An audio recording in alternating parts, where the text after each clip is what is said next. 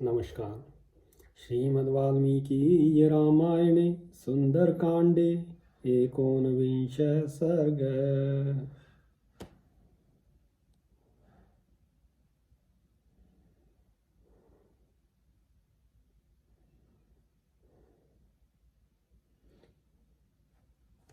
तस्मिन्नेव ततः काले राजपुत्री त्वनिन्दिता रूपयौवन संपन्नं भूषणोत्तम भूषितं।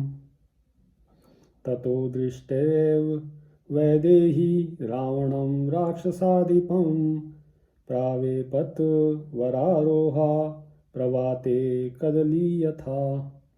उस समय अनिंदिता सुंदरी राजकुमारी सीता जी ने जब उत्तमोत्तम आभूषणों से विभूषित संपन्न राक्षस राज रावण को आते देखा, तब वे प्रचंड हवा में हिलने वाली कदली के समान भय के मारे कांपने लगी। उरुभ्यामुदरं छाद्य बाहुभ्यां च पयोधरो उपविष्टा विशालाक्षी रुदती वरवर्णिनी। सुंदर कांति वाली विशाल लोचना जानकी जी ने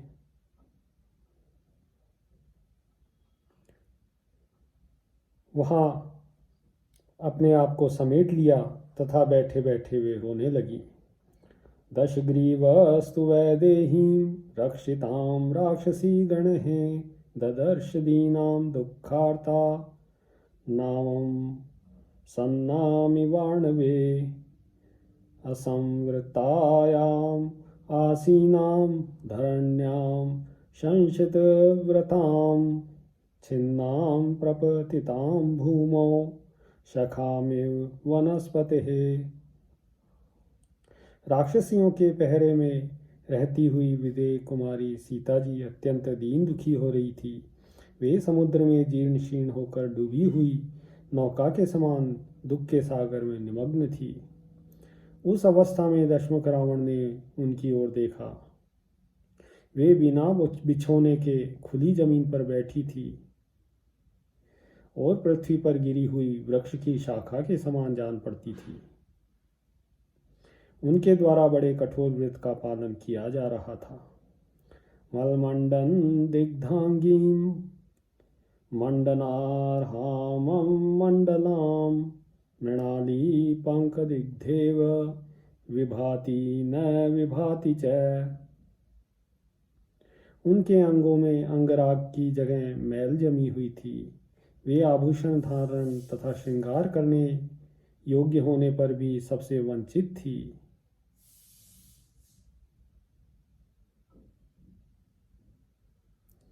समीपं राजसिंहस्य रामस्य विदितात्मनः संकल्पः संयुक्ते यान्तिमिव मनोरथः।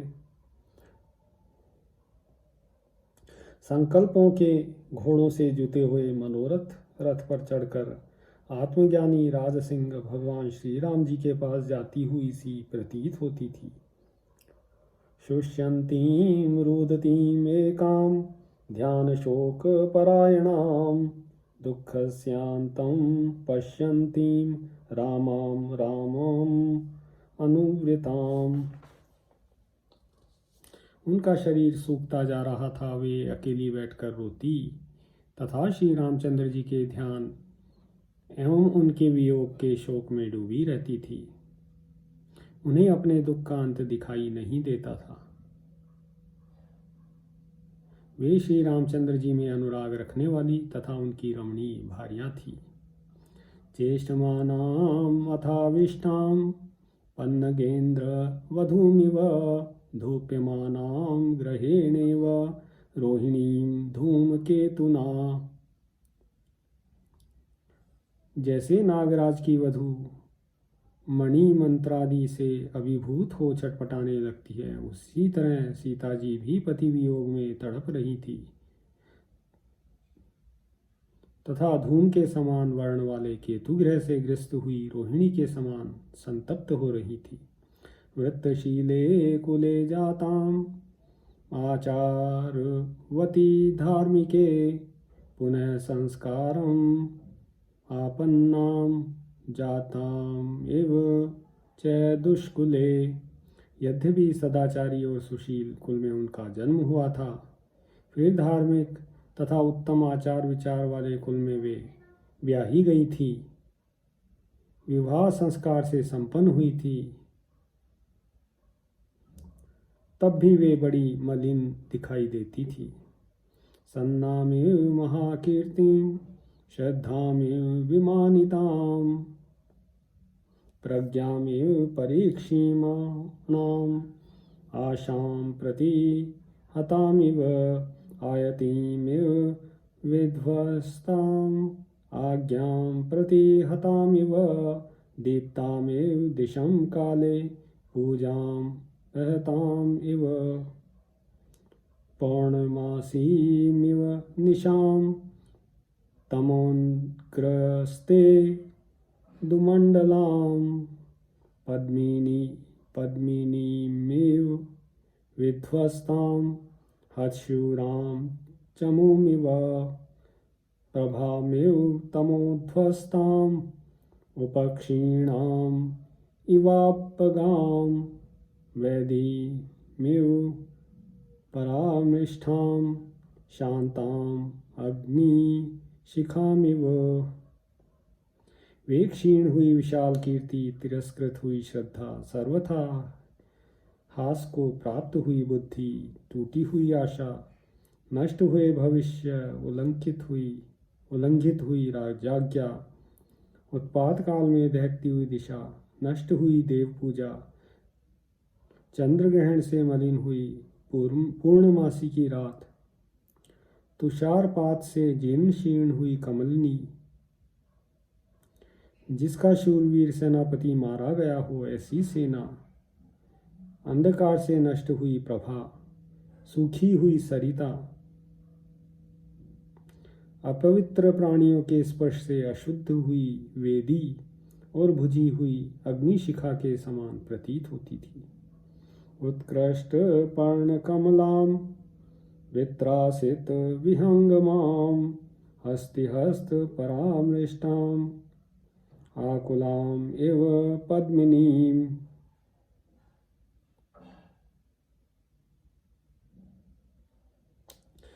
जिसे हाथी ने अपनी सूंड से उंडेर डाला हो, अथवा जिसके पत्ते और कमल उखड़ गए हों तथा जल पक्षी भय से थर्रा उठे हुए हों, उस मथित एवं मलिन हुई पुष्करिणी के समान श्री सीता जी श्रीहीन दिखाई देती थी। पतिशोकातुरां शुष्कां नदीं विस्त्रावितामिव पर्यामृज्याहीनां कृष्णपक्षे निशामिव। पति के विरह शोक से उनका हृदय बड़ा व्याकुल था। जिसका जल नहरों द्वारा इधर उधर निकाल दिया गया हो, ऐसी नदी के समान वे सूख गई थी तथा उत्तम उपटन आदि के न लगने से कृष्ण पक्ष की रात्रि के समान मलिन हो रही थी। सुकुमारीं सुजातांगीं रत्नगर्भ गृहोचितां तप्यमानां इवोष्णेन मृणालीं अचिरोत्थ्रिताम्। उनके अंग बड़े सुकुमार और सुंदर थे। वे रत्न जड़ित राजमहल में रहने योग्य थी, परंतु गर्मी से तपी और तुरंत छोड़कर फेंकी हुई कमलनी के समान दयनीय दशा को पहुंच गई थी। गृहीता मालितां स्तंभे यूथपेन विनाकृतां निःश्वसन्तीं सुदुःखार्तां गजराज वधूमिव।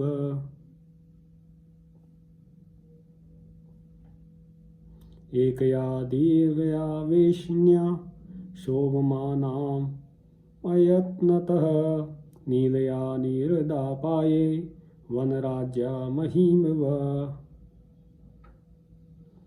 उपवासेन शोकेन ध्यानेन च भयेन च परिक्षीणां कृशां दीनां अल्पहारां तपोधनां आयाचमानां दुःख दुःखार्तां प्राञ्जलिं देवतामिव भावेन रघुमुख्यस्य दशग्रीव पराभवम्।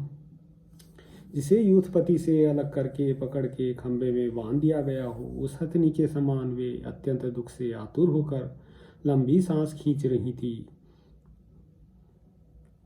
बिना प्रयत्न के ही बंधी हुई एक ही लंबी वेणी से सीता जी की ऐसी शोभा हो रही थी जैसे वर्षा ऋतु के बीत जाने पर सुदूर तक फैली हुई हरी भरी वन श्रेणी से पृथ्वी सुशोभित होती है।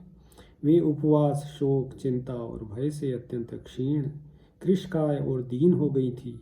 उनका आहार बहुत कम हो गया था तथा एकमात्र तप ही उनका धन था। वे दुख से आतुर हो अपने कुल देवता से हाथ जोड़कर मन ही मन यह प्रार्थना कर रही थी कि श्री रामचंद्र जी के हाथ से दशमुख रावण की पराजय हो।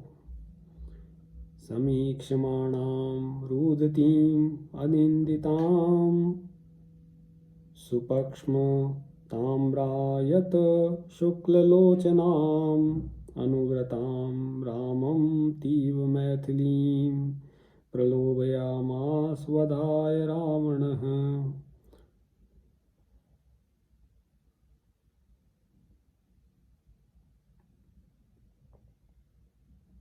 विशाल नेत्रों वाली सती साध्वी मिथिलेश कुमारी सीता जी रामचंद्र जी में अत्यंत अनुरक्त थी और इधर उधर देखती हुई रो रही थी। इस अवस्था में उन्हें देखकर राक्षस राज रावण अपने ही वध के लिए उनको लुभाने की चेष्टा करने लगा।